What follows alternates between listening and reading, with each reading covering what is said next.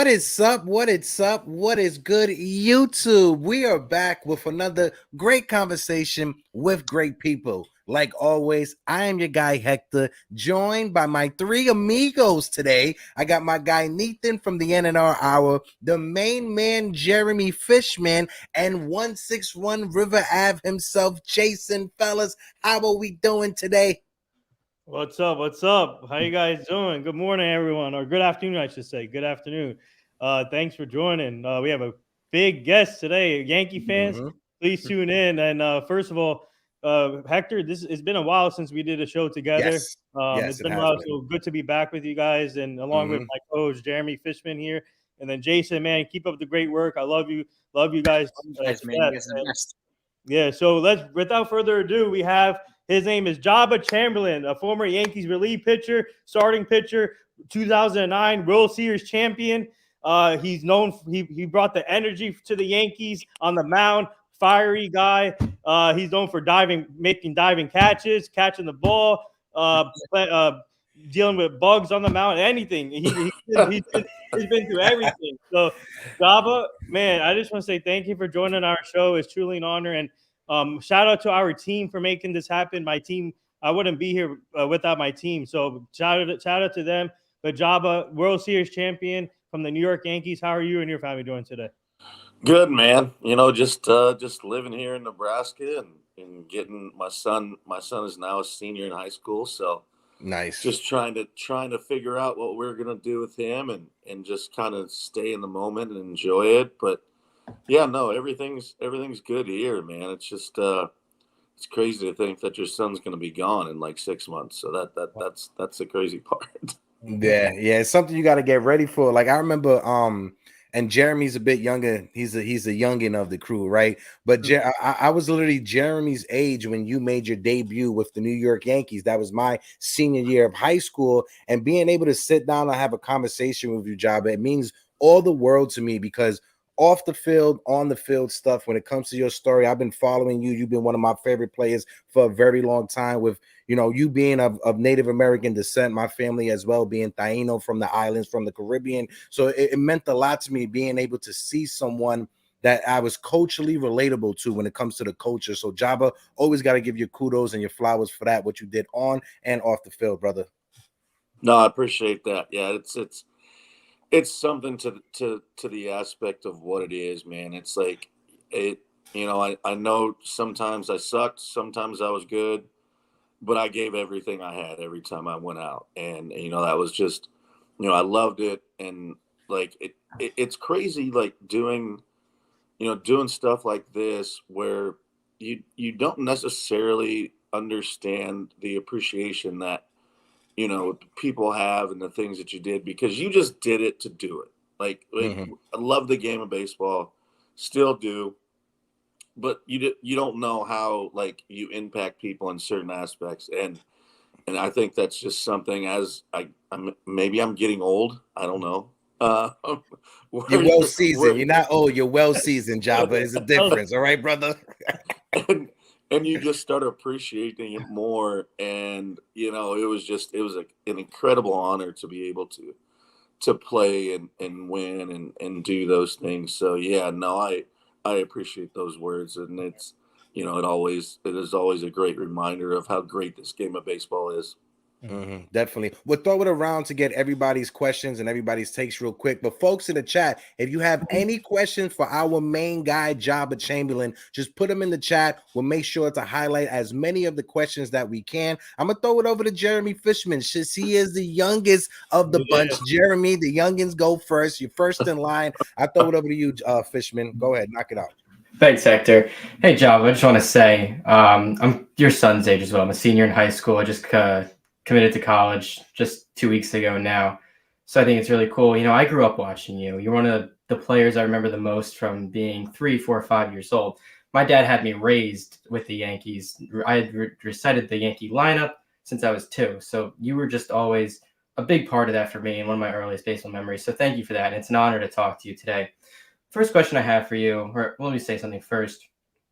There are 2 moments or 2 things part of your career that people think of when they hear Joba Chamberlain: the Joba rules and the unfortunate mid game in Cleveland. So I'm not going to ask you about them because I'm sure you've talked about them over and over again, especially with these things.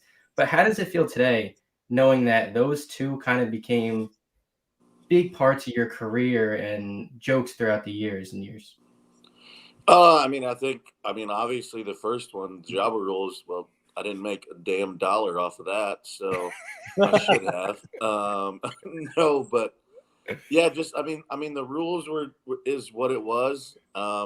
Obviously the bugs are every postseason they come up, but no, I think the rules were probably obviously what started everything, and I mean it was just kind of the way that Torrey would manage bullpens and kind of how he did it, where he would, Scott Proctor I think had like 80 some freaking appearances, and so that was kind of what they were doing. And I mean that's the biggest one. I mean they made shirts about it, they did everything. And I think that was obviously the first one that's the infamous and all this stuff, because it hasn't happened again. Yeah. And they kind of, I guess when you say it like that, the Java rules kind of changed everything to where now they don't have them, and it's not the back and forth and all the other stuff. So yeah, I mean it's two things that I guess it could be worse. There could be worse things that you're known for, I guess. Yeah. Go ahead, Jason. Throw it over to you. Have you ever seen 5 better looking guys? It's just crazy. Thank you. It's good. It's good thing we're modest about it. It's good thing we're I took a bath this morning, Jason. What happens when you take a bath? Go ahead, bro. Job, it's a great pleasure. Thanks for spending some time with us. I can't tell you how much I appreciate it. As a former season ticket holder, I was at your debut game in Yankee Stadium. I was also at Game 6 in 2009 with my wife and my mom in the World Series when you guys clinched that victory over the Phillies when Shane Victorino hit the grounder to Robinson Cano, threw it to Mark Teixeira. And I've always known you for you're celebrating, you're being pumped up after getting a key out or a key striker. That's what I've known you for. And I love that. And I wish I saw more emotion.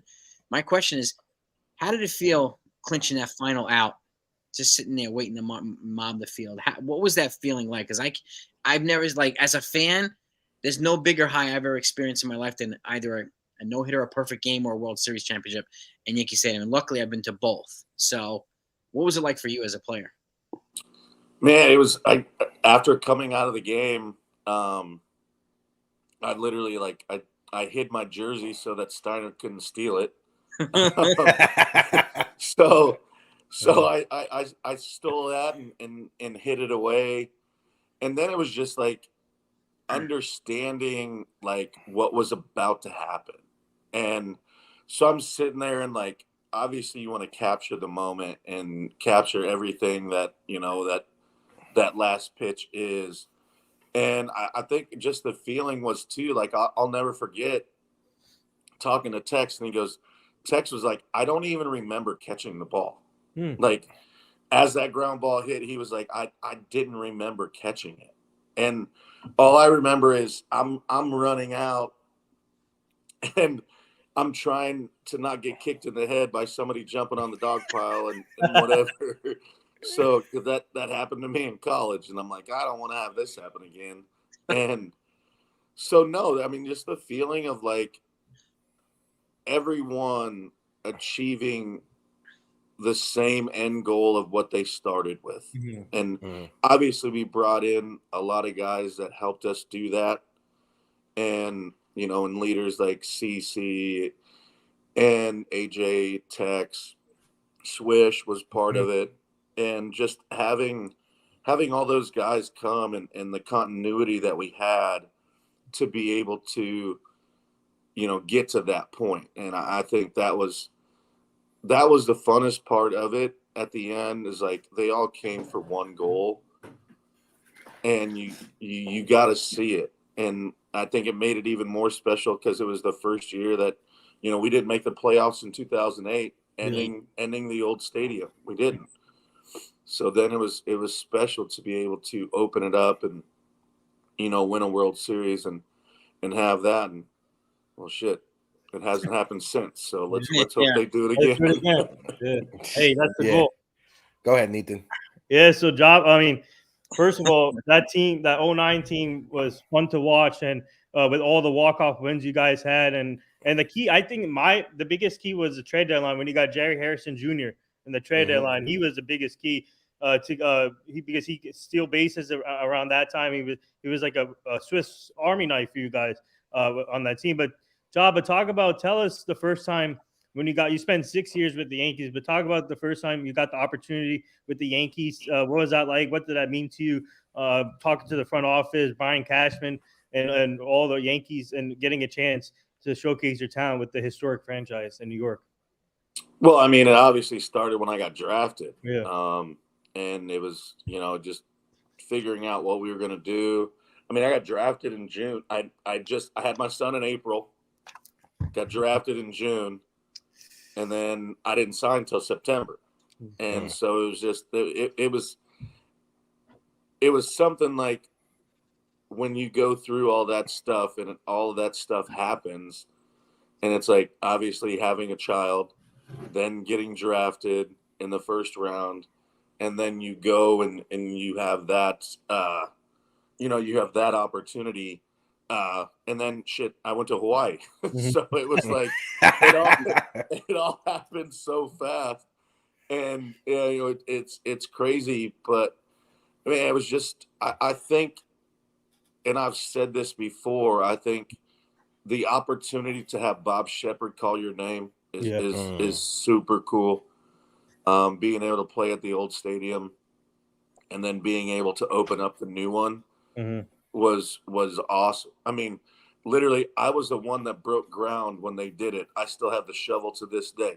Oh wow! Wow. I was the That's one to amazing. represent the players when we broke ground at the new stadium. So super cool to be able to do that, and just be a part of history and what the Yankees are, and it's the honor and the privilege to wear that uniform for as long as I did, and to know the history that goes into it, the players that have worn that uniform before.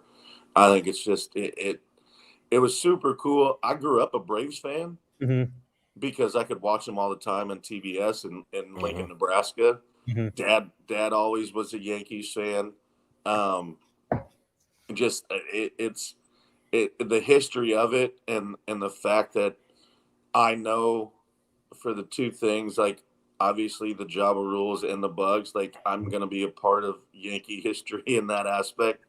I mean, Joe Torre in his book said that's his only regret was not taking me off the field. Right. So like I'm gonna be in the history and the lore for a few different things, and and one of those is winning a World Series, and that is my greatest pleasure.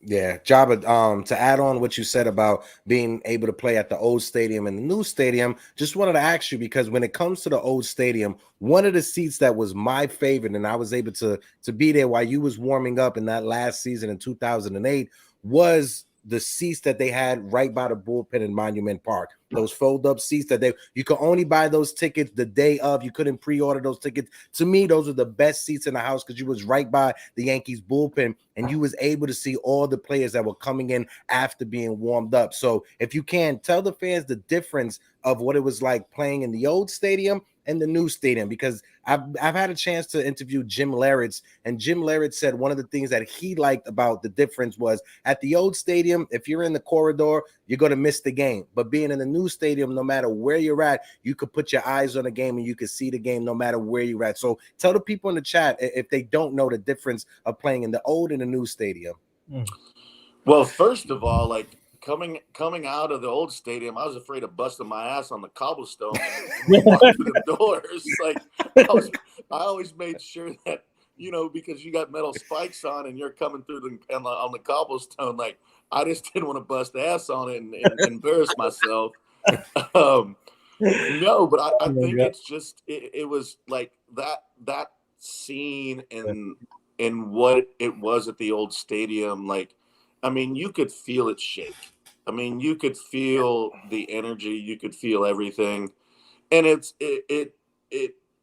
it stinks to say that, we didn't obviously in the last year make the playoffs and do that. And, as Derek's talking to everybody, but I think the difference between the new stadium and the old stadium is the fact that, like, the new stadium is more kind of as a museum as well. Like, it's not only what the old stadium stood for, and they did a great job of recognizing the old stadium for what it stood for and making the new stadium where, you have balls from guys that have played and make it a museum to where it becomes an experience. Obviously Monument Park. And, that was part of the old stadium as well. And to be able to, exemplify that and make it even more prominent of a thing. I think they did a great job. Other than the fact, if you're in right field and there's a ball in left center, you can't see shit. So that's the only thing that I don't think they did a great job with. But they put TVs on the side so you could see. Yeah. Before we throw it over to Jeremy Fishman, our producer Celso Porto is going to come up just to read some of the fan questions. And right now, we got about 54 people in the building. If you guys can, smack that like button for your boys. And if you're watching us for the first time, hit the subscribe button. We are 9 subs away from 2,000. So let's get to 2,000 while we got our guy Joba on the stream with us. Did you guys really think I was going to let us have Joba here and I wasn't going to jump up? Producer or not, you guys are crazy. Joba, appreciate you hanging out with us today, man. Also, completely jealous of that beard. Dude, I can't even grow in like half of the spaces on my face. That thing is glorious. Yeah, it missed my son too, because my son he's Patchy McGee. He tries. You see, it's funny. I'm reversed, Joba. I can't do it. My son, full blown. I'm like, oh, this is and he's taller than me, so I don't even go to stores with him anymore. All right, it's horrible. But let's go ahead and jump in. My son's taller than me now too, and it's embarrassing. Now, you know what? Real quick, I wasn't going to ask a question, but your son, I mean, rumor has it, your son's kind of a stud, right? He's about to. Yeah, he's all right. He's all right. I think he sucks, but that's funny. Has he picked his college route yet, or still debating? Yeah, we're still going. Actually, we're headed out east, Central Connecticut, UConn, Boston College. Wow. Texas, and then obviously here at Nebraska. So we're kind of waiting to see. We went to some junior colleges and stuff like that. So it's been a fun process. And I think it stressed me out more than it stressed him out. So, and I don't know why, because I've already been through the process. Right. So I don't know why it stresses me out. That's so funny. Well, I see. We'll start with the first one in the chat. Shout out to Jonathan. He was literally like the first person in the chat. He was like, I asked my question, Jonathan. I saved it. I saw you throw it in there like 10 times. And he wants to know, for you, did you prefer the starting role or the relief role when you were with the Yanks? I think I loved them both. I mean, obviously, you could have told me I was folding towels and I was on the New York Yankees. I wouldn't care. But no, it was. I loved them both for different aspects. I mean, the only one from the starting aspect of it, I just wish it would have been more consistent, like every 5 days. That's probably the biggest thing. But I like the relief role too, because you have a fact to affect a game every day. And so for Jonathan and what he said, I liked them both for different reasons, and they were both great. But I mean, the one thing that I hated about starting is you had to wait 5 days, or in my situation, sometimes I had to wait 10 days to affect the game again. So I mean, that was probably the biggest difference between the two.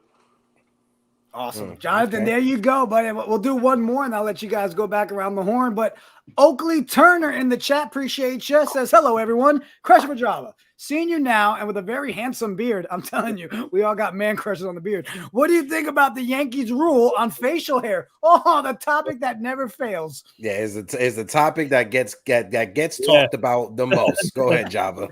Man, I don't really understand it. I get why it still is because of George and what he felt.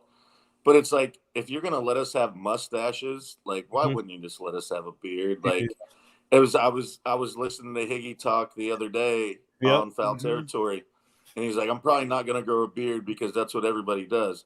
No, that's what you do. Like, because you have to shave all the time, and like, I don't like, and this is laziness. Like, this is dead ass laziness. Like, I mean, I'm just like, if I have to shave, and I don't have to, Right. But I think it's part, like, I disagree with it because it's part of who you are. Like, if you want to grow a beard, if you don't want to grow a beard, but I'm a grown ass man.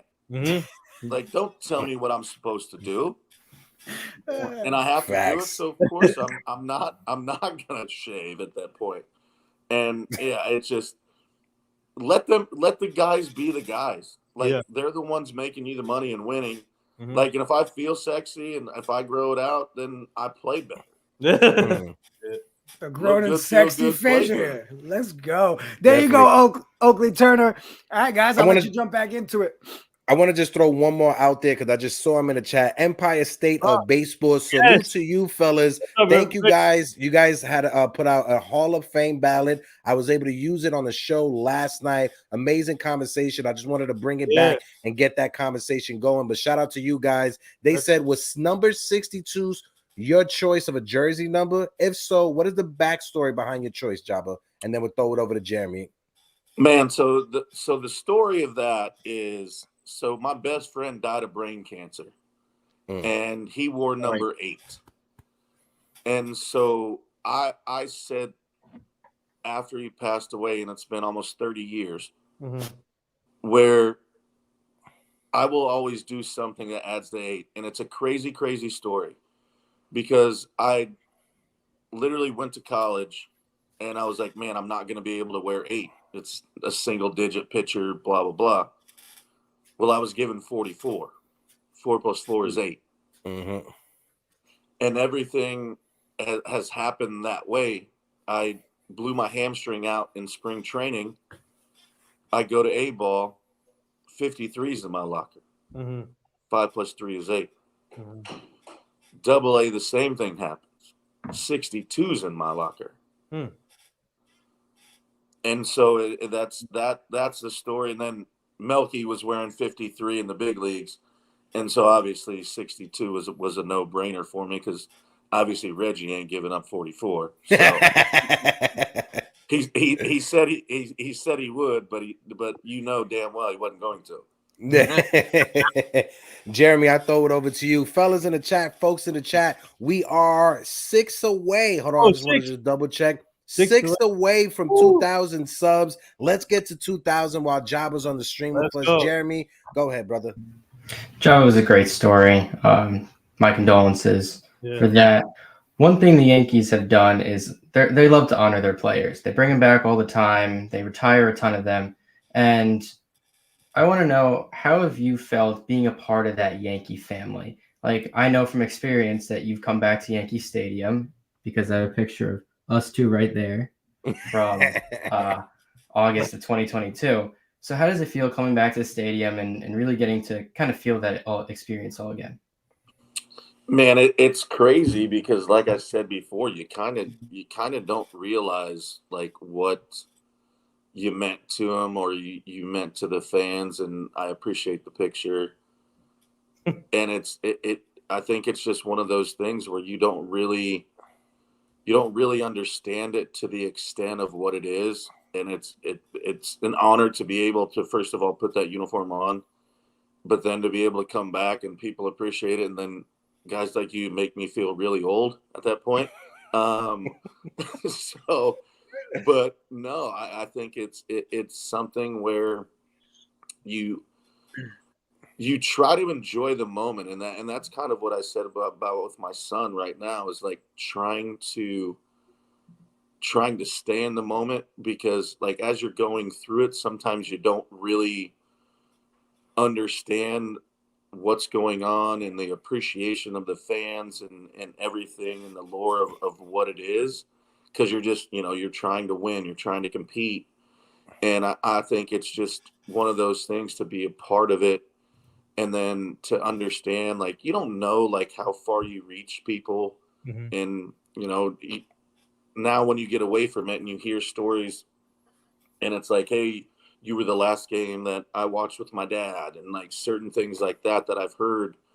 And it's just, it makes you understand. And like now it's made me a better father for the fact of trying to be present and stay in the moment. And now hopefully trying to teach my son that as well, where when things get going like they do, but to understand like the magnitude of what it is and the presence that you have. And it's that's just something that I wish I would have done a better job of when I was playing, and knowing like the impact and the magnitude of what you do for people.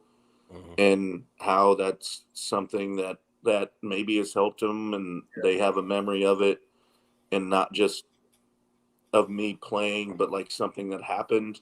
And I wish I would have done a better job of it, but it's something where I'm so grateful for that I can look back on it and know that that's, a part of my career and the things I got to do. And obviously, like I said, you keep showing me pictures makes me get even older by the day. That was a great answer. Thank you for that. That's awesome. Go ahead, Jason. Let's throw it over to Nathan. So the Yankees have like kind of a three-headed pitching monster right now on the farm, right? Chase Hampton, Clayton Beater, and Will Warren. It reminds me of you, Phil Hughes, and Ian Kennedy coming up through the system. And you guys, what was it like, going through the system with them and then being on the team together in 2009? And would you have any advice for these young guys as they come up through the system and hopefully get to the major leagues? I mean, yeah, it's fun because you're going through it with other guys where you don't feel like you're on an island. And you can lean on each other, and Phil got there before us. Like he and I were in the same draft class, and actually we were roommates. All right. And so Phil was there, and I remember watching Phil at the Cheesecake Factory when he blew his hamstring out throwing a no-hitter against the Texas Rangers. Oh my God. Yeah. And so then he came down, and I got to know him, and then it was kind of like you said, that three-headed monster in the aspect of what they have now. But I think for those guys, it's lean on each other. It's understand that you're going through the process together, and they're all probably going to get there. Some maybe faster than the others, but also too, it's like, don't feel like you're going through it alone, and know that you can lean on each other. And man, I know the minor leagues are a struggle. I know they're a struggle, and it's not fun sometimes on those long ass bus trips. Like it's not fun, but it's like you're going through it with these guys, and they have the name and the recognition, and lean on them. And I mean, that's your brothers, man. That's the thing. You spend more time with them than you'll spend with your damn family. And so just lean on them and trust the process. My process was obviously a little bit faster than everybody else's, and I didn't know what the heck was going to happen.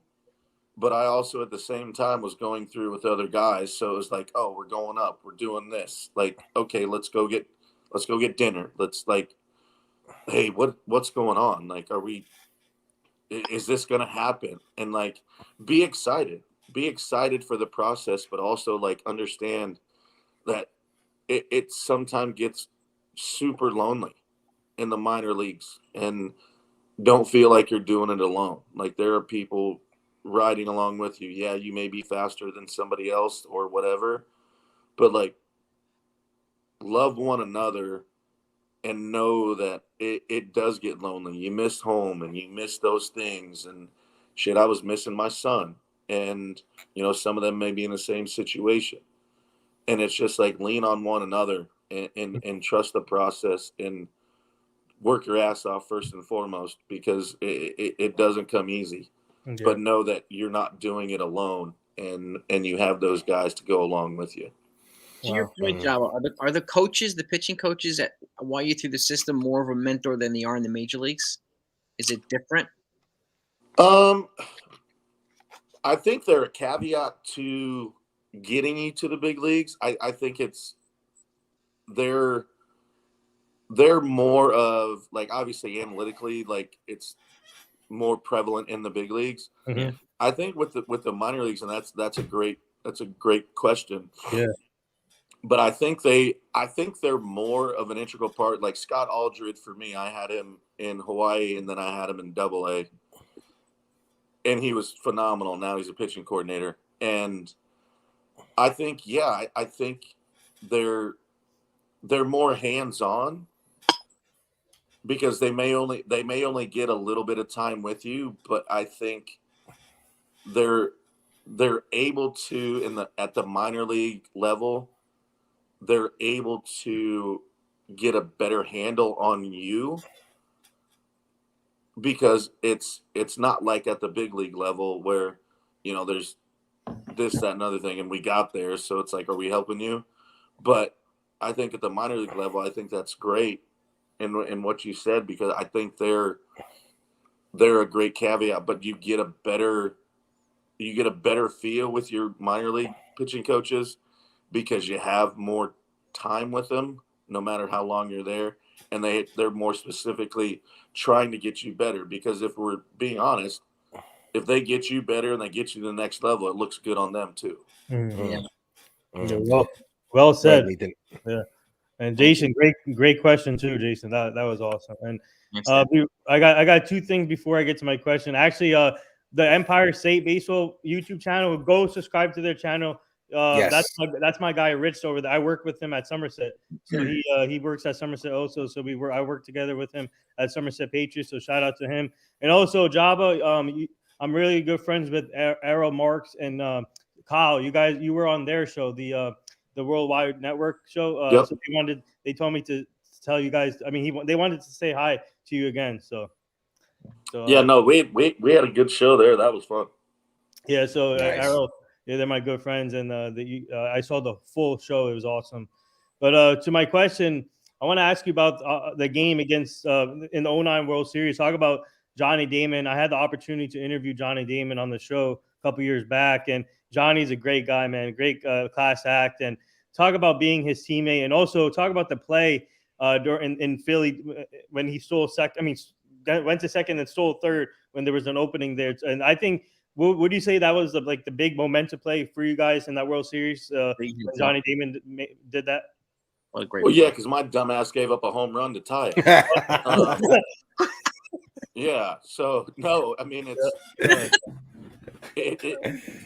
the understanding, and Johnny's awesome. Yeah, it was an absolute privilege to be his teammate. He was out there, but it was always fun. And he always made sure it was fun. And he that play though, like obviously is something where it's just you're just a damn good baseball player, and you understand situations. And he ended up cramping up and coming out of the series so but that's the funny part.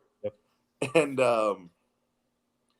but yeah, knowing that third base was open, and that gives us, I mean, that's the reason I won the game, actually, other than blowing it and having a tie game, is because of that play. And it was unbelievable. Like, I still see it every once in a while, and I'm like, man, to be that heads up and understand the situation in that moment is, I mean, in any game, it's a great play. It's a great play. Yep. But be in that moment in the World Series and understand the situation and recognize what's going on.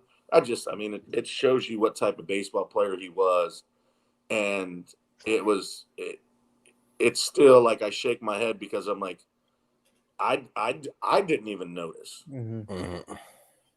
And I'm a shitty baseball player then. So I'm like, here we go.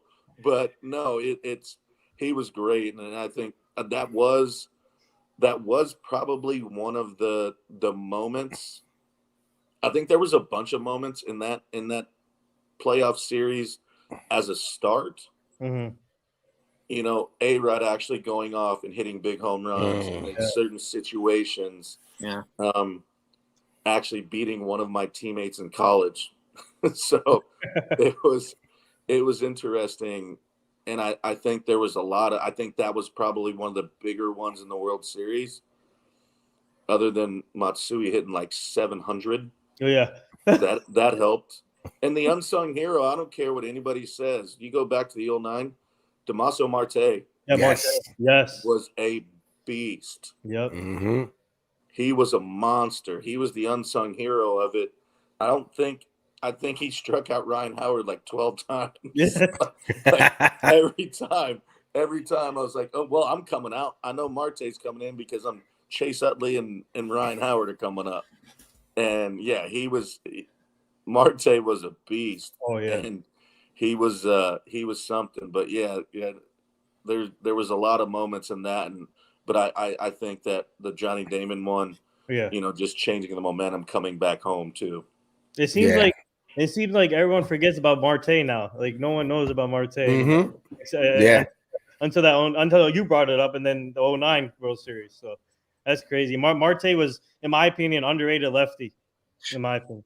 Yeah, no, he was big for us in that run, like Joba said, and he was traded for a prize Yankee prospect, Jose Tabata, that everybody thought was going to be like the next Manny Ramirez. He had a decent career, but wasn't able to stick on. I'm the last person to talk. I'm just a couch potato over here. But Joba, when it comes to 2008, like I said, I went to the stadium a lot of times to watch some games, but one game particularly, it was the day of the trade deadline. You were the starting pitcher for that game, and it was announced in the middle of your start that CC was traded to Milwaukee. Can you speak on CC Sabathia as a teammate and as a vocal leader in that locker room? How was it with playing alongside CC?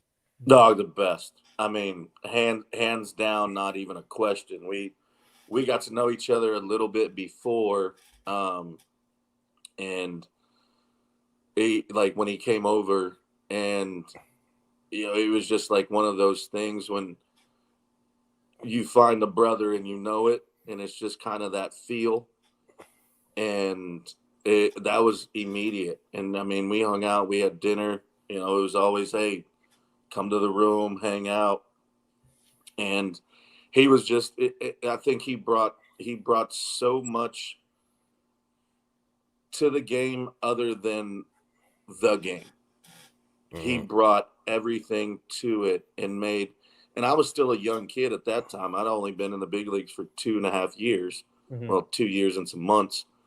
And, to be able to get to know somebody like that with his pedigree and what he's already done, and then to watch him do what he did in Milwaukee and put them on his back, knowing it's his free agent year. Mm-hmm. And knowing that he doesn't have to pitch on 3 days rest, and he goes out and that just shows the person that C is. I mean, it goes to the back when he hit the dude from the Rays in the back, and it cost him like $700,000 or whatever it was.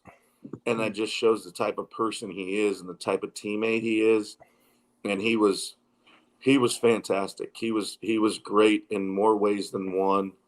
And he did so many great things to make us a better team other than just throwing a pitch. Mm-hmm. He was that dude. And it's somebody that I'm so grateful that I had the opportunity to be able to play with and be alongside him for as many years as I did. And people lead in different ways.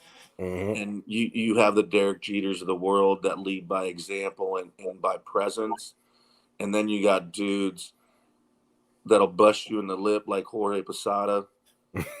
And then you got dudes that literally lead by bringing everybody together and understanding and just the presence. And mind you, he's a lot smaller than he used to be, but that presence that he brings, and just you want to be around him. Like you want to hang out with him. You want to do those things because you feel like you're getting better. And that was the greatest thing. And those guys they all brought in were fantastic, and they were all different in their own ways, and that's what made us great. Like everybody was different in their own right. And I think that's just what made us great. Folks, we got 75 people in the building and we are sitting on 45 likes. If you guys can smack that like button, let's run it up. And like I said, we are 6 subscribers away from 2,000. Let's get it while we are on the stream. But I just got one fan question to ask, and I'll throw it over to Jeremy. So Jeremy, you good over there? So my guy Medina, right, just brought it up. Hey Joba, I love the excitement that you brought when you struck out guys. It was infectious, and I appreciated you for that. Were you always that fiery growing up? Did you get thrown out of any little league games for being too fiery on the mound, Joba? How was that as a pitcher? I mean, well, yeah, I got thrown out, but it wasn't for pitching. I ran over the catcher. So, yeah, and it just happened to be the mayor of our town. So oh God! That went well. Yeah.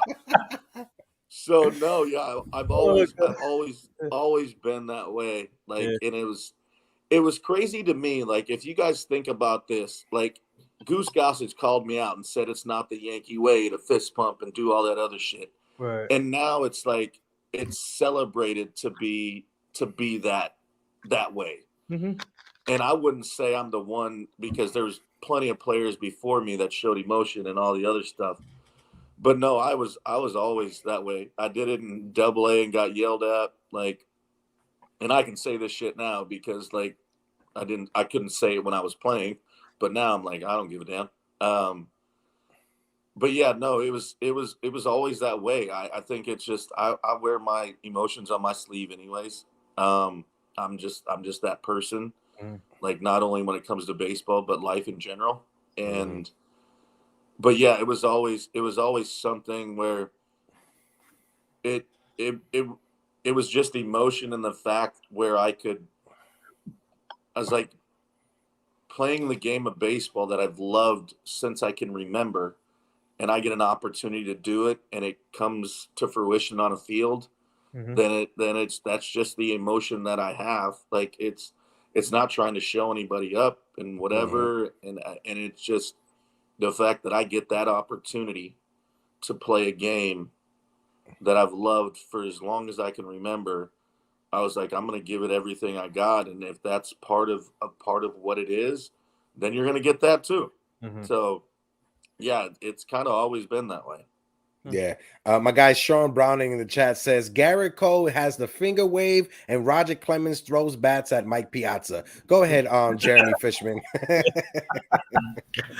I want to go back to a game from 2014. So at this point, you're not on the Yankees, but it was your first time facing the Yankees. You come in, it's extra innings, and you hit Jeter.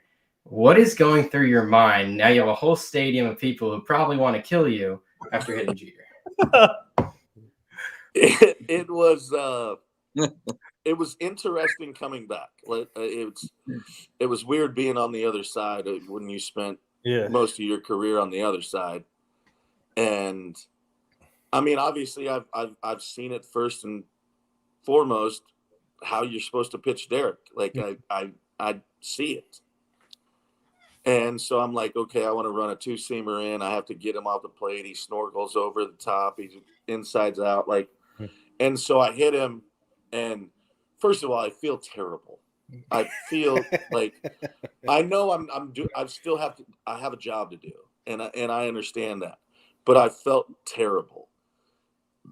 And it's not only that it was that situation, but it was also Derek. And so, I mean, there's video out there. It's like I was like, my bad, like didn't mean to hit him. But then for like the next like 3 weeks, I got blamed. He went into the longest slump of his career. And I was blamed for hitting him for going into the longest slump of his career. But Yeah, I felt bad. I mean, obviously you want to win the game and you want to do whatever, but I don't think I've ever felt worse on a baseball field than, and I knew I shouldn't feel bad, like I shouldn't, but that goes back into the emotion of what I am and who I am, where I felt terrible. I never felt bad about hitting anybody, but that one I felt bad. That's funny. Go ahead, Jason. Yeah, your emotions were actually a very welcome change to a normally buttoned up team. So Oh yeah, refreshing. I thank you for that. But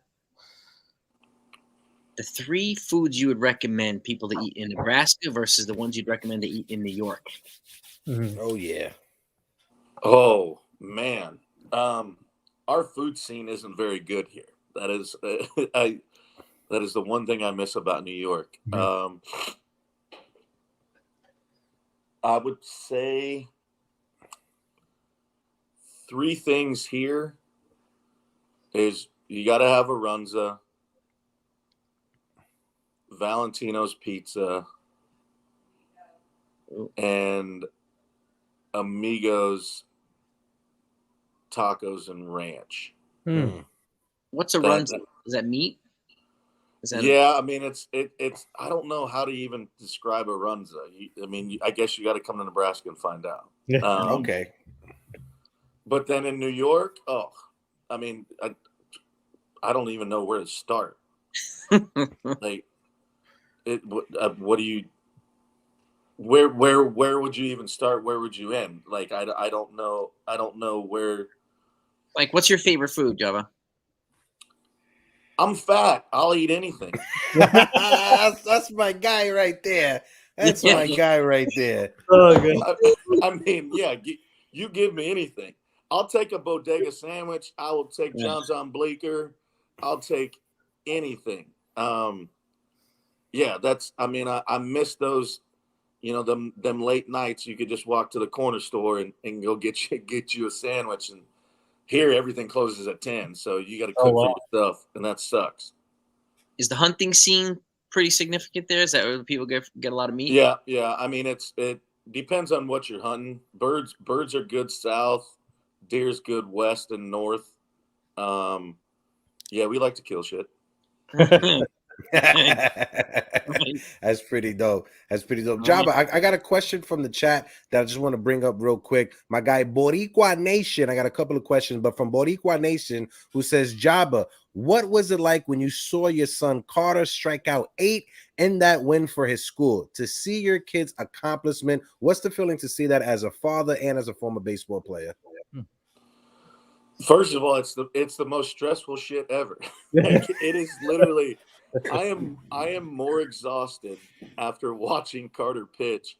Like, when he's playing short or doing whatever, like I can take a break a little bit.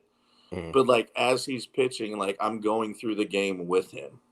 And it's like, hey, Carter, throw this. And he gets to call his own game and he does that stuff. And you know, when you're going through it with him and like he's winning games, and first and foremost, you want him to achieve greatness, but also it's like, you know, there's failure that comes along with this game.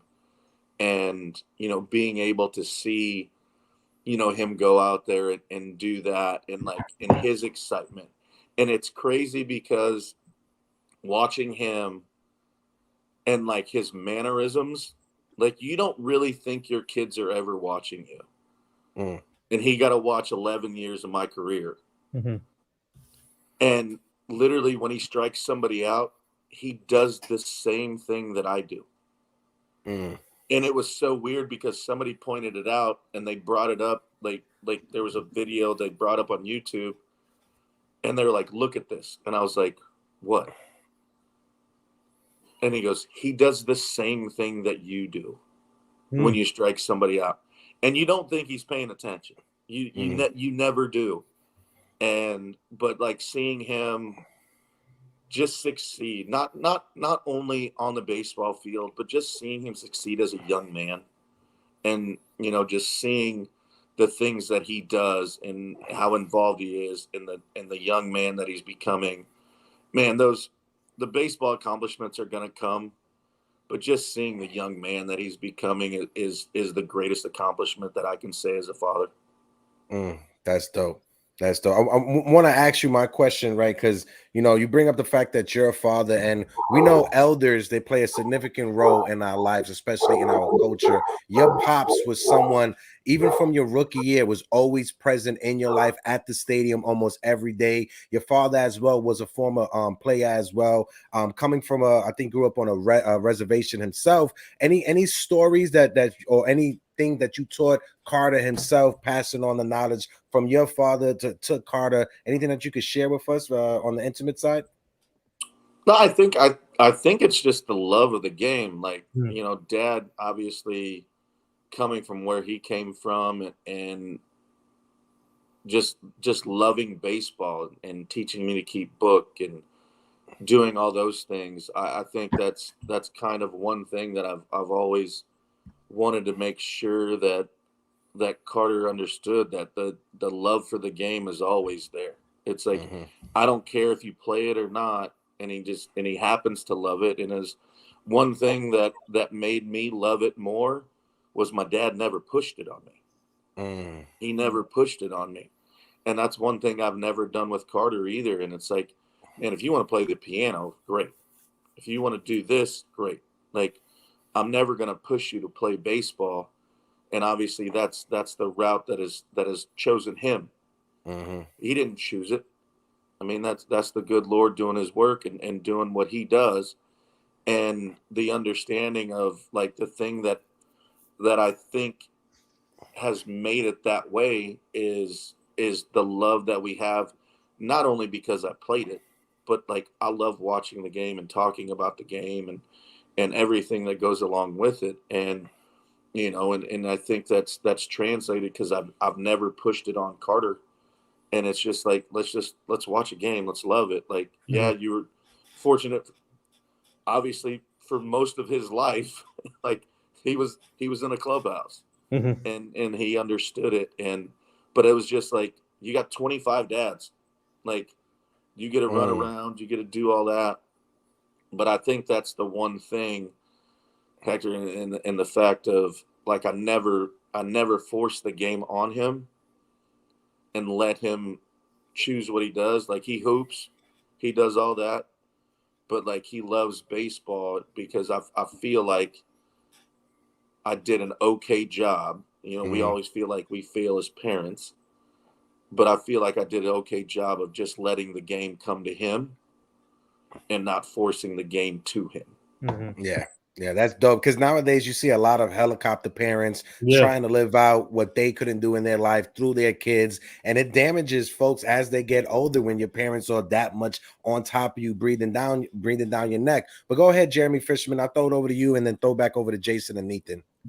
You know, I love hearing about the bonding with your son, because I can relate the same thing with my dad. You know, he never played anything more than beer league softball, but the connection that we had watching the Yankees over and over again, and instead of hanging out with people my own age on the weekend during the summer, me and him are out at some restaurant watching the game. During football season, every Sunday, we're out watching the game. So I think it's cool, you know, relating to that, even though it's so different but so similar at the same time. But to my question, can you talk about how you prepared for your starts when you knew you were going to start? Kind of take us throughout your day and your preparation. I'm a creature of habit. And so it was always the same thing.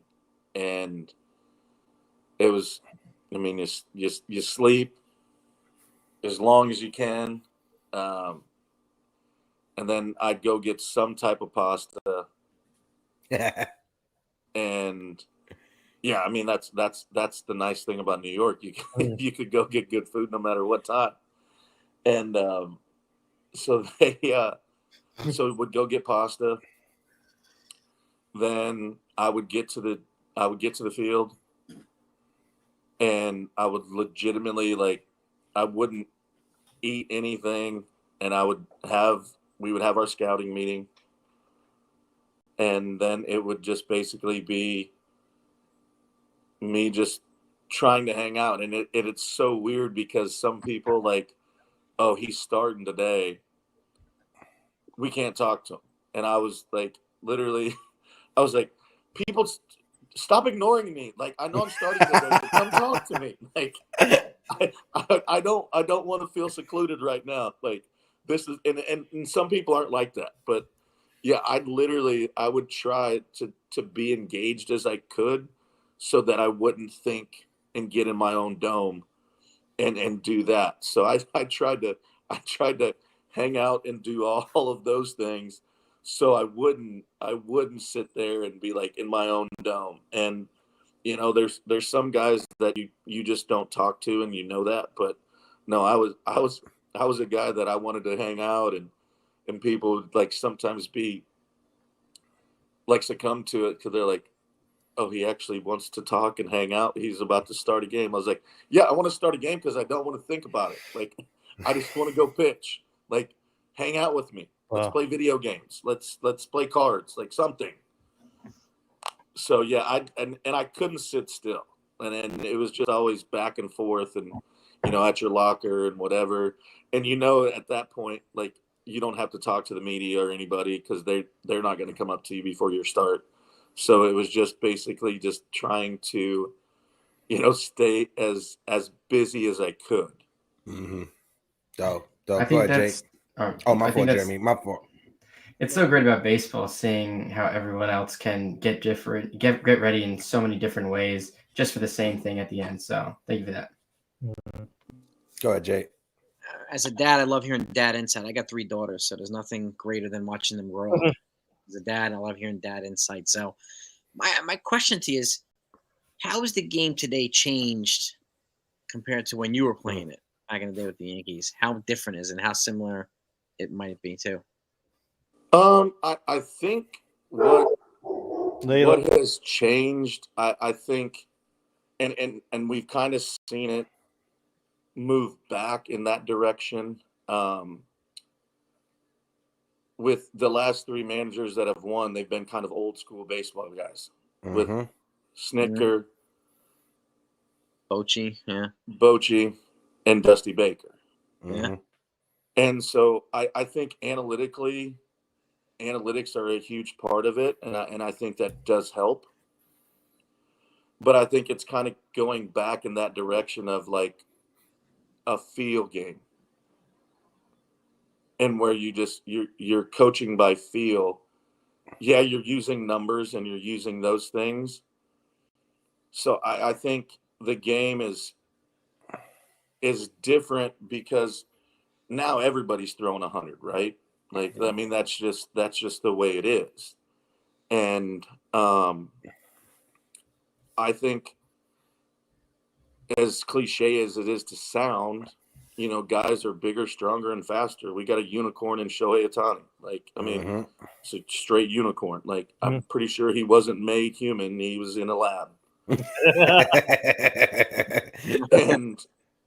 and the fact of you have all these guys doing crazy things, but then, you know, you're having guys like Corbin Carroll and you know, the little dudes that do the things the right way and do those things. So I think the game is always going to be the game. There's going to be obviously changing things about it. Are some of them the right way to do it? I agree with some. I disagree with some. I mean, that's just the way it is. And I think that's kind of all of us as baseball fans. There are certain things that we agree with. There are certain things we don't agree with. And that's the greatest thing about baseball. But also, I think the one thing that I really would make sure is the integrity of the game. And I make sure that stays put and has that and understands what it is. And I think the game is in a really good spot with really good people. And I think it's just going to get better with the things that you're adding. And I think from the aspect of how the game has evolved and what we're doing, and having two huge international signings that are going to happen, and one obviously happened. Yeah. And then having Yamamoto signed too, and bringing that, because I've seen the impact it's had, because I've played with those guys, with Matsui and Ichiro and Kuroda, Chin-Ming Wong, people like that, where it makes the game better. And I think the game is in a really good spot with really good people. And as long as they don't keep changing things, they're taking away the running lane, which I'm 100% happy with. But it's you keep messing with the clock and all the other stuff, and it's like, when is enough? Yeah. At what aspect is enough? Where you were mad because the game was 7 minutes longer than it, and it's like 7 minutes, really? That's another time for me to get another beer. Like, I mean, that's really what it is. It ain't ruining your day. Priorities, right, Joba? It's not ruining your day. You brought his name up, right? So I wanted to get to the question before Jason got to it, but you brought up the big fish in Yamamoto. If you were able to have a pitch to him or any free agent about playing in New York, playing for the Yankees, what would that pitch be to convince someone to put on the pinstripes? Man, I don't think there's a pitch to him, because he's already global. Like he's already that dude. I think just and it's, I wouldn't say the pitch would be like, hey, this is the history, whatever. Because I mean, if you're being perfectly honest, you can't sell him shit because you haven't won since 2009. Right. So if you're going from that route, yeah, you can talk about the history, but if you're trying to be relative, that's not a conversation you're having, because obviously it's been since 2009 and you didn't even make the playoffs last year. So I think it's more so the understanding of what this place brings. And that was kind of what Jeremy was talking about earlier, and how the reach, and like how it makes me feel old, but how you can affect people in ways that you never would, and you wouldn't understand. And I would sell him on the food. I mean, that's me. I don't know if he likes to go out, but that's a part of a selling point, I guess. Take him Nobu. I think it's just understanding, what that uniform means and the guys that wore it before you.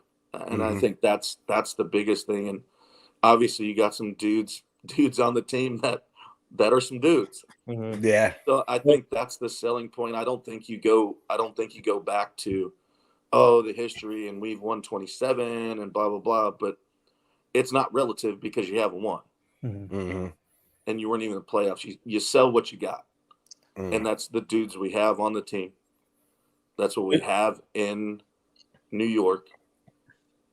And it brings you back to the dynamic too. Yeah. The dynamic, like you have sorry to interrupt you, John, but like you have a compliment, I think, is you have Aaron Boone, kind of a player's manager who connects with the players. Then you have Brad Ausmus coming in as his consigliere, like the disciplinarian part. But then you have Matt Blake also, who does a great job of connecting with the pitchers. And then you have RCC Sabathia and Garrett Cole, right, as the vocal leader. And you have Aaron Judge, who's the quiet leader, and Giancarlo Stanton is the quiet leader. So the dynamic that this team brings is similar to in my opinion, is to the 2009 team. So, and again, if you add a championship, and is nothing like I've seen like winning a championship in New York. I mean, it's just it would be incredible here, the dynamic that we currently have, and that would be he'd be such a great piece of this puzzle. Having added Juan Soto and young building blocks, it would be fantastic to have him. Absolutely.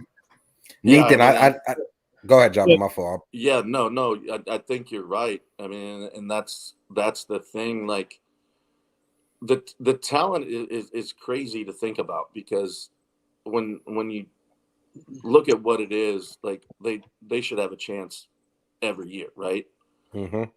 Injuries and shit happens. Like we get that. I mean, that's why I think Trent Grisham coming in knowing that he can play all three positions in the outfield, I think is a huge value to what they brought in with that trade. But I also think too, because one of them's going to get hurt. It is just it is inevitable. It's going to happen. And so having that value too, and I think, Jason, to your point, I think it is 100% right, because you're adding those little pieces, and then if you can get another big piece, because you obviously got one already. Yep. And so that tells me at the same point that we win now, right? We're winning now. Like, we're not waiting to do anything. And also, too, it comes into play. It's like, well, Shohei's deferring all of his money so that they can get somebody else. And it's like, are they going to get him away? Because it was supposed to be the Mets and the Yankees going to Yamamoto. But I think that's another piece, like Jason, like you said, where it has that feel if you get another guy. Is it the right piece? Right? Is it the right piece, right? It's like the checker, the puzzle piece, is that one that fits. Yeah, that fits. That little edge, right? And I didn't even mention Anthony Rizzo, another leader and a great teammate, DJ. They're loaded with a lot of these veteran players and great teammates that could, and Juan Soto coming here bringing a completely different dynamic as a contact hitter on being like a modern day Ted Williams, giving the team a dynamic that they haven't had in a while. So you add Yamamoto to that, and the possibilities are incredible as to what he can contribute here. And being mentored by a guy like Garrett Cole, it goes a long way to try to win him over. But Nathan, I'm gonna need you next time Job is in New York, right? I'm gonna need you to call up Tobias. We gotta go on a food crawl. I gotta take Job. We gotta go to Dykeman. I gotta bring you to Washington Heights, Job. I got some goodies out here that I can introduce you to. I should have brought Tobias on the show too, but Job, I gotta get you connected with Tobias, my good friend, and he does food. He's big into food, and also he blends it with athletes. He's good friends with like Saquon Barkley. And all these other athletes. So I gotta get you connected with Tobias. You guys need to go to my restaurant and stuff there too. Where? Which one? American Whiskey. Oh yeah. Oh, in Midtown, and then cross from Prudential Center. Yeah, that's your restaurant. That's your restaurant. Yep. Oh wow. Is it really? Oh man. Nice. Okay. I'm writing that down right now so that I can check it out. Definitely. So, Tobias goes there all the time. American Whiskey. I gotta let him know that was yours. Yep. Oh snap! Yeah. Oh, it's in Newark also. They got one in Midtown and got one in Newark. That's dope. Yeah, I didn't know that was your restaurant. That's awesome. I gotta let the. Oh, then I gotta tag American Whiskey on this thing. Definitely. Oh, go ahead. Yeah, they'll love it. Go ahead, Nathan. I want to go back to the family thing.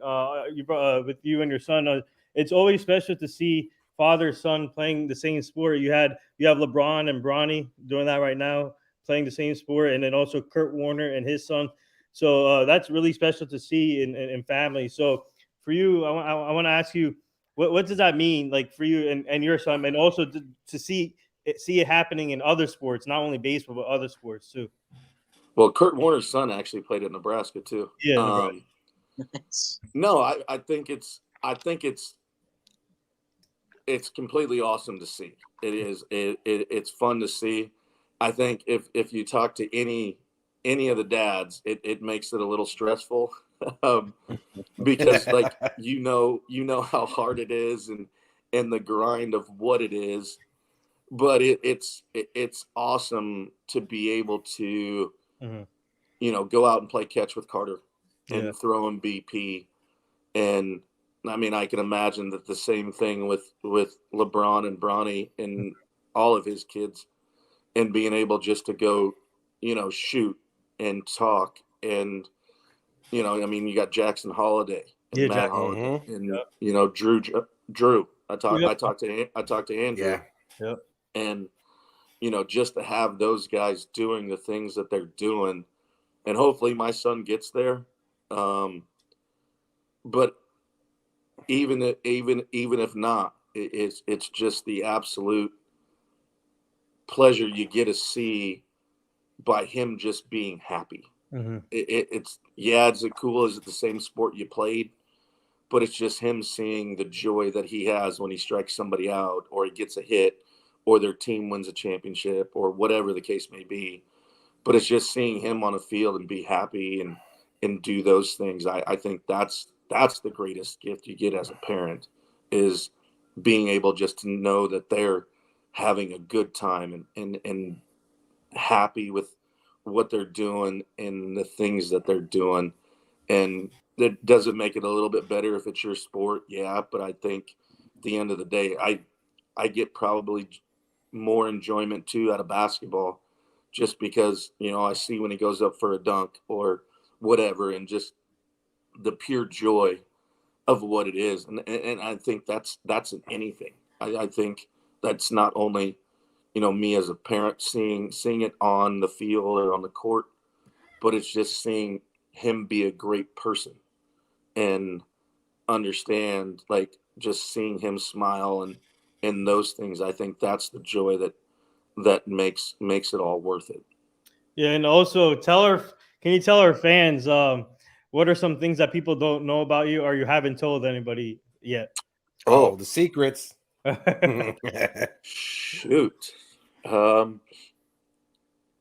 I don't know. I mean, I've been kind of organic my whole career. So I mean, I don't really know. I mean, there's really not much I can hide. Being in New York, that's one thing you can't do.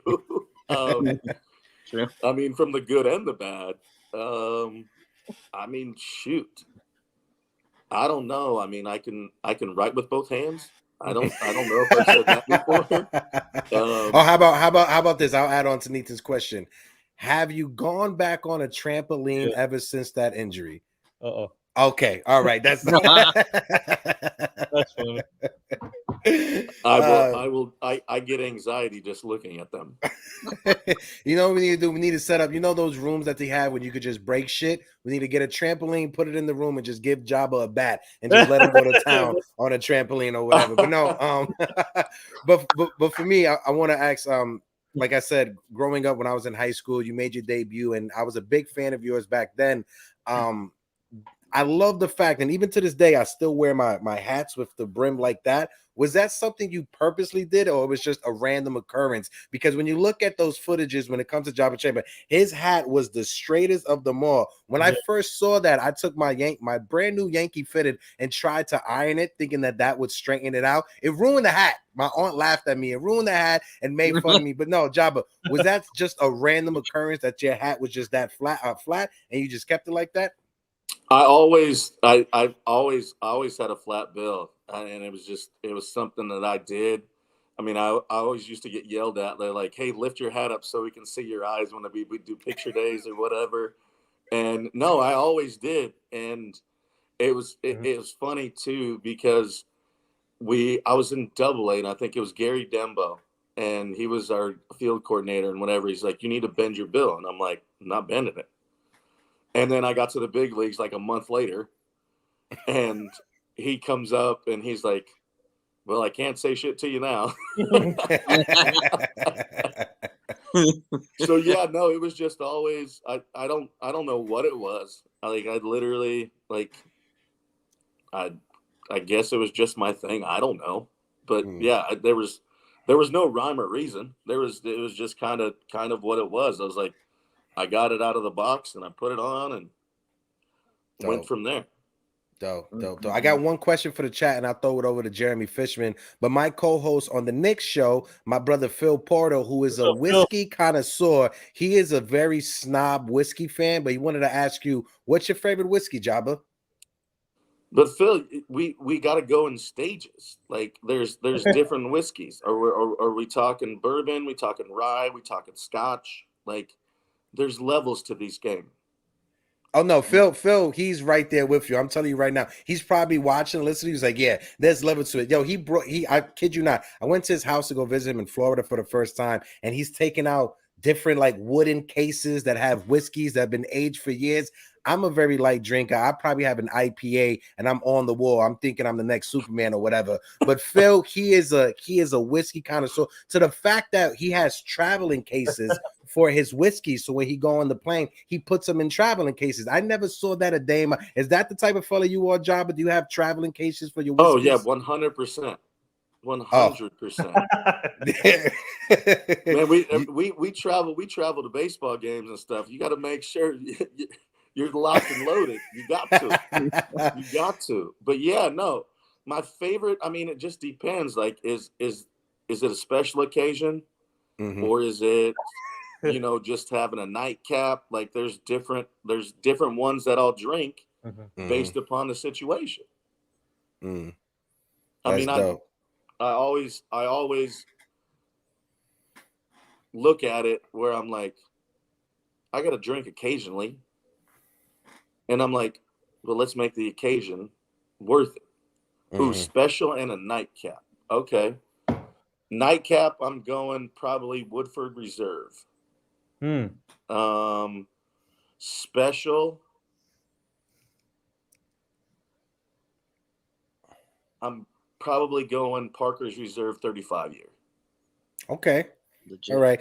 Both of those things I have no idea what there is, but I know Phil does. Jeremy Fishman, sorry about this liquor conversation. You still get ID'd when you buy a gallon of milk at the store. So Jeremy, I'll throw it over to you for your question. Go ahead, brother. I don't know. I think the beer it kind of helps me pass with some of that stuff. Not that I've tried it. Haven't done that yet. Yeah. Oh yeah. All right. Yeah. Go ahead. Sure. Stop lying. Stop lying. Joba, is there any people in MLB right now, middle relievers? Tell us who your favorite middle reliever is. Not those all-star closers, not those premier setup mans. Tell us your favorite middle reliever. Oh, man. I mean, the favorite, I mean, there's so many. Like, I like watching so many, like I love seeing like Jordan Hicks, and obviously he's back end guy, just, him and the balance of kind of like him going back and forth and then finding his stuff, losing his stuff, finding it. Man, I don't know if there's one middle reliever where I'm just like blown away, because they're all so good in the aspect of like, you can't define them because everybody's throwing 100. I mean, I was literally talking to Shane Green the other day, and he's like, man, I'm trying to get back in the game, but I'm going to go back as a starter because I don't throw 100. And so I think there's just with all the way the bullpens are set up now, it's just they're all so good. I mean, it's not one person. I mean, you got dudes throwing literally 104-mile-an-hour sinkers, and you're just like, what in the world? And that's just, I mean, that's the game now. That's the game. Jeremy, I can't pick one. Like Duran from Minnesota, watching him do his shit is unbelievable. You're just like, how is that even possible? And I just the bullpen game has changed. It has changed. Yeah. And you have all those dynamics. So I don't know if there's.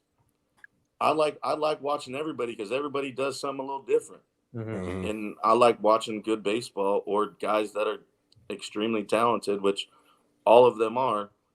So I can't say that I have one, because I'm like, they all do shit that I can do. So I think it's great. Job, I want to ask you real quick that. before I throw it over to Jason. When you see the relievers nowadays, it's like everyone coming out of that bullpen is throwing 98 to basically 100 miles per hour.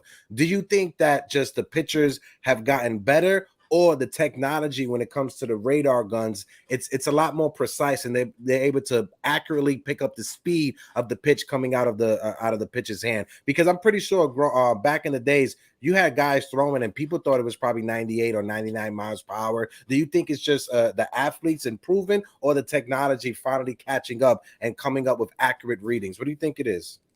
I think it's a little bit of both. I mean, obviously the technology has obviously grown, but also too the kids. And I actually was just having this conversation with a buddy of mine, and how all these kids are bigger and stronger and faster.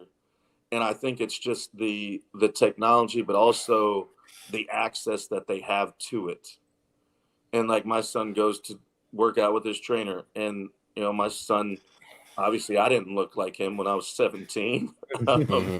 So I think it's both. I think it's the aspect of the technology, but then also too on that side, the technology of these kids being able to be bigger, stronger, and faster, and have that ability to be able to do that. And so I think it's both. I think it's both, that they both kind of evolved in where they kind of complement each other in that way.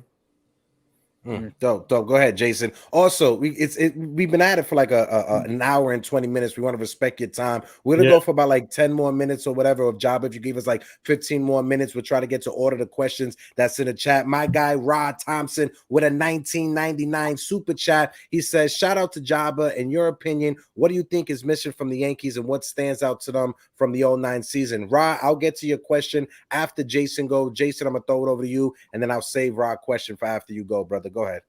Job, if you could visualize, let's just say you got your locked and loaded, you got the full arsenal, all your weapons. Are there a couple guys where you could be like, that play today, you're like, I like to strike his ass out right now? A few guys when you can picture doing that? I mean, I'll say Judge, obviously.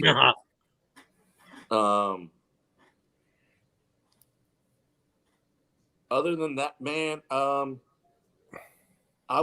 it would be a fun at bat with Julio Rodriguez. I think it would be a fun at bat. Obviously, Judge would be a fun at bat. I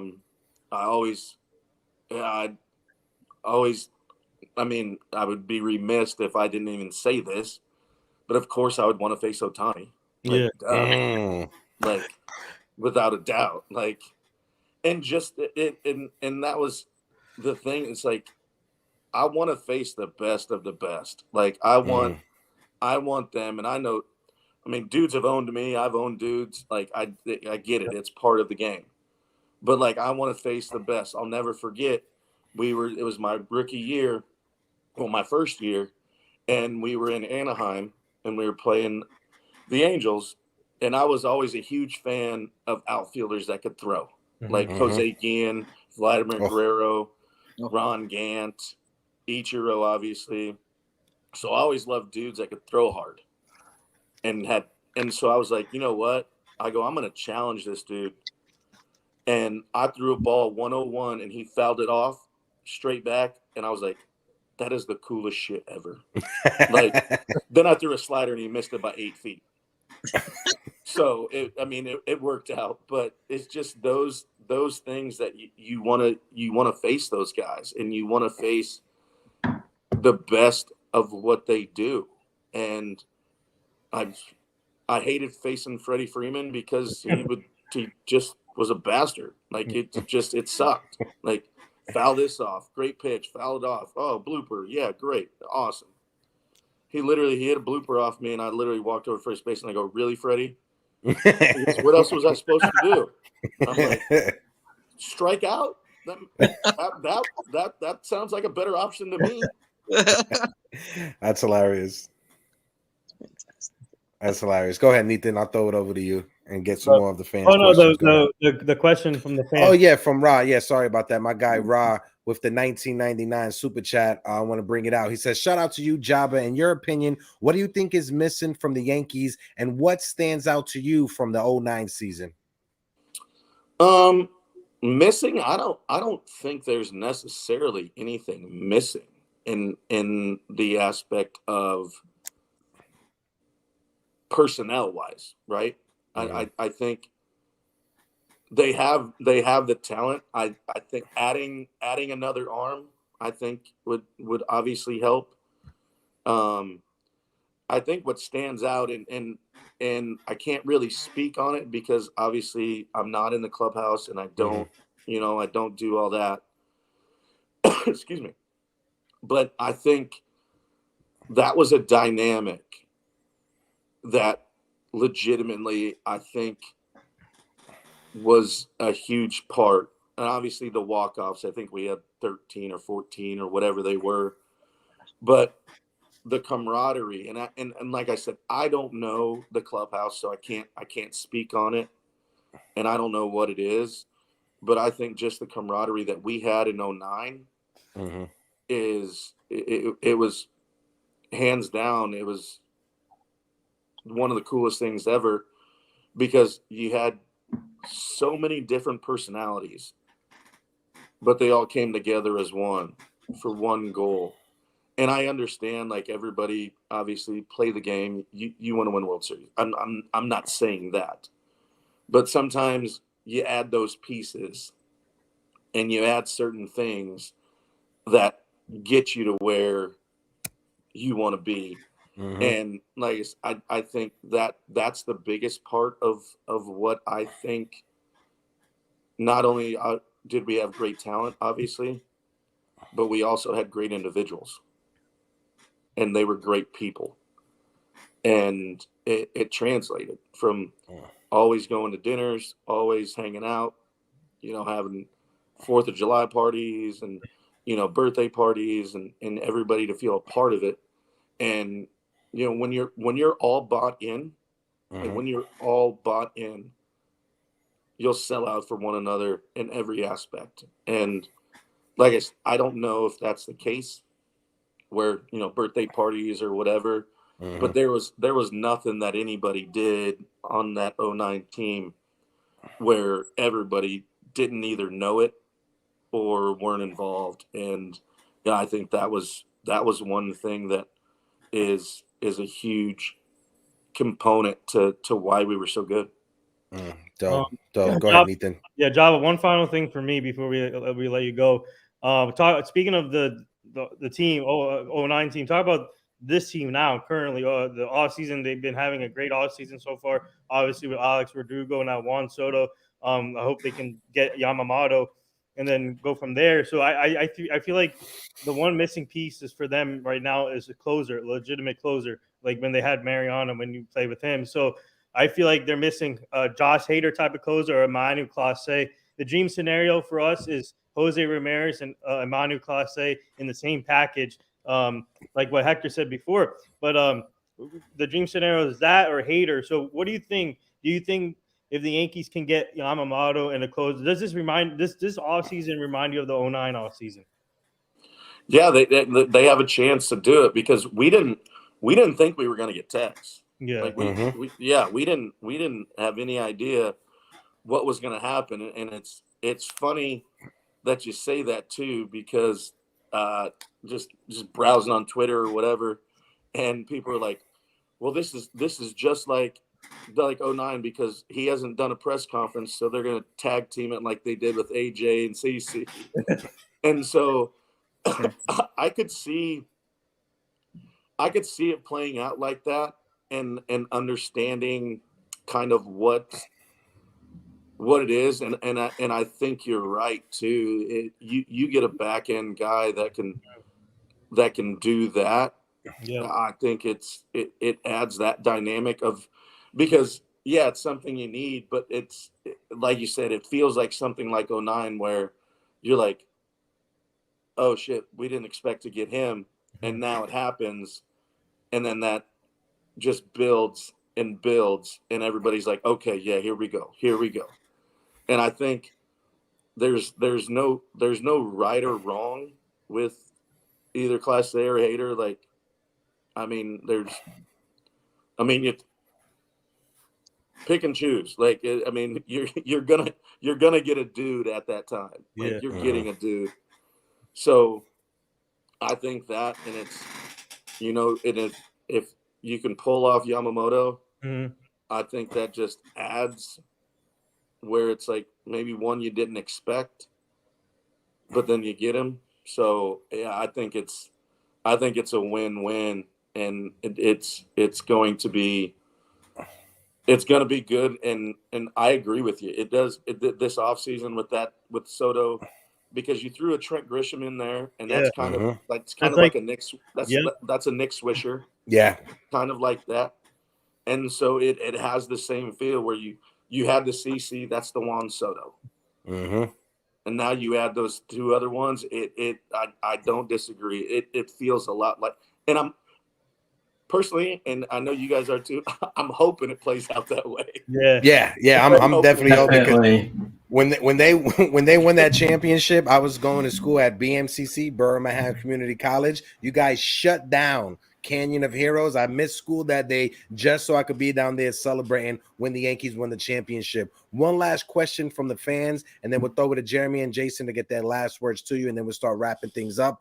Joba, this is from my guy NYY News El Numero Uno Ruben, who says, Joba, with all the technology now and how pitchers are able to shape their pitches way more, do you like that? Or do you think at times it takes away from the self-awareness during their delivery? What's your thoughts on that? And then we'll throw it over to Jeremy and to Jason to wrap us up. I think both aspects of that. I think knowledge is power, and I get that. But sometimes, you become so engulfed with certain things where you don't go off feel. And so, like, I understand both aspects of it. But I think sometimes having so much information, you get boggled up and you literally start to overthink.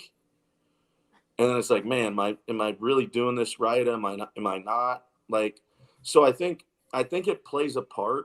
Like, and I'm an old school baseball guy. That's just who I am. But I also know the analytics and everything that goes on is helpful. But also at times you got to just go by feel. Like, you've got to be like, man, you know what? My arm's dragging a little bit. And it's like, oh, yeah, you can see, oh, your spin rate's down. Well, no shit, I can feel that. I know. Like, I know what it is and I know what it isn't. So I think it's the understanding of the balance between both of them, if that makes sense, of like having that as not a crutch, but an anchor where you don't lean on it all the time, but you have it there for you, and have the balance between both of them. And I think there's a lot of people that do that. And for me, it's just that would be the perfect balance, because there's going to be times where obviously you need to see it, because I was like, I'm completely out of whack. I don't know what was going on. And then it's like, okay, I can go back and watch and see what it was. Like, I knew it didn't feel right. And be like, oh, I was closing my front side off. And you can see it and you can look at it. But then it's also that's the part of where I think it goes both hand in hand, where it's like you knew something was wrong. So then you go back and look and you see those things and you can see how different it was. And that's why I think they coincide, and they literally, they help each other out. But you can't have a crutch on one and expect it to be great, because you'll be limping off. And then that's just the way it is. Dope. Shout out to everybody that's in the chat. We've gotten up to 85 people in the building. If you guys can smack that like button, and we are just 3 subs away from 2K. So if you're watching and you're just creeping, and you haven't hit that subscribe button, hit that subscribe button. Jeremy, Jason, get your last words in for Joba before we let him go. Joba, again, appreciate you taking time out. This was a great conversation. We definitely have to do it again. We have to have our friend Jerry in the conversation next time we set this up. Go ahead, Jeremy. So I've been thinking about this all episode. The 07, 08, 09 years line up perfectly with the 22, 23, and 24 years so far. A-Rod wins in 07, the MVP. Guys losing the playoffs that year. Don't make it 08. Killer of an offseason 09, win the World Series. It's kind of happened the same thing. Judge wins in 22. They failed to win to make it to the World Series that year. They missed the playoffs last season. Let's see what's in for 2024. Yogi says it best, deja vu. I mean, it's cool to see that. But to my question, what is the wildest thing you've seen on the streets of New York during your time there?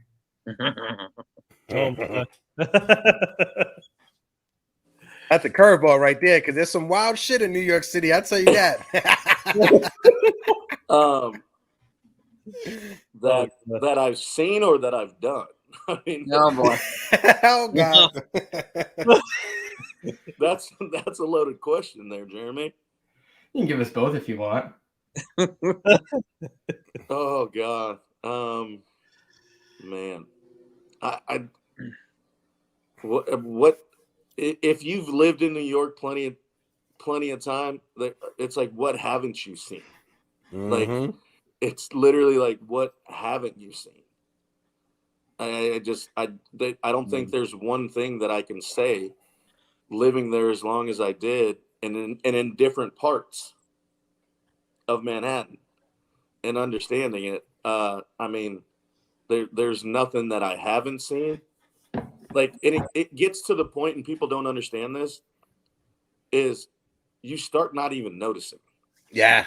Mm-hmm. Yeah. Like, you don't even, like, people that would come visit, they'd be like, sirens, and I was like, oh shit, I didn't even notice. Like, didn't even think about it. And they're like, God, doesn't this get annoying? And I'm like, no, because I don't even notice it anymore. And even my son, like, to this day, he don't look at crosswalks. If it's clear, you walk across the street. Facts. Like, I mean, that's just the way it is. Oh man! I just gotta announce it. Sorry to cut you off, Joba, but we just cracked 2,000 subs on the channel. Joba brought that World Series action over here, baby. We winning championship with Joba. Let's go. Appreciate you guys. Appreciate all of y'all. 2K subs. We'll be working on getting that giveaway episode. You guys gonna want to tune in. Make sure you tune into that giveaway episode, because whoever's in the chat will be entered in that giveaway. My fault, Joba. Go ahead, brother. No, you're good. No, it's just, but Jeremy, I mean, there's nothing I haven't seen on the streets. There's nothing. What I've done some extracurriculars. She was bent over a trash can. But I mean, that's neither here nor there, I guess. So I guess from my perspective, that's probably the one. Nice. I got someone in the chat that hold on, want to bring it up real quick. Go ahead, Jason. That's fantastic, man. I wanted to ask you, my last question is I look at what you're kind of combining components of analytics with fundamental baseball, right? And having that balance. And to me, I look at it as like components of analytics are like the icing and the frosting, and the fundamentals are the cake you've been baking for so long that makes it taste so good. And balancing it together is what I think, finding that balance to help baseball players kind of find their way today. And I was wondering if you might agree with that, if you have a different perspective on that. No, I agree. I agree. I think it's the balance of finding both of how the game is evolving with the analytical part of it, but also, like, this game has been the same game for so long, and guys back in the day didn't have what they have now, but they were damn good baseball players. And so you like you said, you combine those two, and if you have a really good balance, I think it makes a better baseball player, because you can use the new opportunities that you have, but damn it, you got here for a reason. And so keep that mentality as well, where you don't overthink it. You don't go into it so in depth where you forget that you were a dude before the analytics. Like, you were a dude already. And so I think that's the balance. And Jason, I think you're right of like combining those two and making it as not one overpowering the other, but make it taste good and make it look good and do those things. And to your point, Joe, if I can ask you, do you find having a good pitching coach or hitting coach with good communication skills to teach the players how to differentiate, how to combine these things? Because everybody has a different attitude, different skill set, different mindset, and have good communication skills to be able to show the players how they can do this to make them better is a helpful thing. No, I think so. But I think too, like, once you get to that point, and when you get to that level, the ones that I've understood and recognized and got along with were the ones, like you said, were great communicators. It wasn't like hey, I can fix you. But it's Mhm. like, hey, I saw something, and they're just good communicators. And then it's like, okay, well then that's another thing you can use, and you have that. And I think not necessarily on the teaching side when you get to that point. I think it's more so on the communication and be like, hey, you know what? I saw something. Or some of the best ones don't say anything unless you come to them. Yeah. Where you feel bad, or they see that it's completely way off, and then they come to you. But that's what it comes down to, is the communication aspect of it. And I think once you get to that point, is literally it comes down to communication, and that's it. Yeah. Thank you, That's sir. dope. That's dope. Yeah, Jabba, thank you Jabba. so much. Nathan, go Yeah, ahead. Take you got it. our friend out of here. Go ahead, brother. Close it out, No, Nathan. first of all, congrats to Hector, to Celso, to Morning Brew Sports Show, to Phil, to Jerry, to everyone who's on the channel for 2K subs. Congrats. Our team made it happen with Jabba today. So Jabba, Yes. thank you again. Seriously, like we learned a lot today on the show, and World Series champion. And make sure, Jabba, get that champagne bottle from 09 and use that today for the 2K subs. But I got it. But It may be expired, but yeah, have a sip. Have a sip of it. But this is for. But this show No, I is already drank it. Don't worry. I got the cork, though. this show is for American whiskey. So shout out to American whiskey. I'll definitely tag them in this. I didn't know it was your restaurant, so I'll definitely let American whiskey know about this. But Jabba, thank you again, and keep up the great work. And we'll all stay connected, and we'll love to have you back on this show. And hopefully we can meet you guys and meet you in person. That'd be awesome. Yeah, oh yeah, let's do definitely. it. Yeah. And happy holidays, you to you, guys. Jabba. Happy holidays. Yeah. Jabba, happy holidays, happy new year. Appreciate you. Hope all is well for the family. Stay safe out there, brother. Yes, sir. Always. Thanks, Yeah. guys. Appreciate Jabba Chamberlain jumping on with us. That was a great conversation. Almost 2 hours. That was pretty dope. Yo, and we got to 2K. Yeah, Jeremy and- Fishman heck. here with the 2K. I mean, do you think there's a coincidence here, guys? We're now only 4 away from 2,009 subscribers. I don't know. I don't know. Jabba kind of brought that energy. Yo, 2 hours with our guy. That was fantastic. Yo, everybody in the chat, before we wrap up, thank you guys so much. It's because of this community and the organic building that we're doing that you guys make it worth doing this every single day. All the new faces over the last week alone. Thank you guys for all the support. And of course, Nathan, Fish, Jason, rocking with us since day one. You guys have been a big part in helping us grow. And this. also, I want to shout out my team though for making this. Yes. Shout out to the our team is phenomenal. And for you Yankees fans, this Saturday, Let go them know, hook up with the Nathan. Where you team. gonna be We're at? going to Bernie Williams. We got Bernie Williams coming to the Woodbridge Brewing Company this Saturday from 2 to 4. My guy Hector will be there. My coworker Jeremy. Hopefully we can get a red eye for Jigga. Hopefully. Oh man, Jason, are you coming? What's that? Bernie, this Saturday, are you coming? 2 to I 4. will try my best to get there. I gotta check. I have to check when I got 3 daughters. I'm on their schedule, so if I can get there, I definitely will.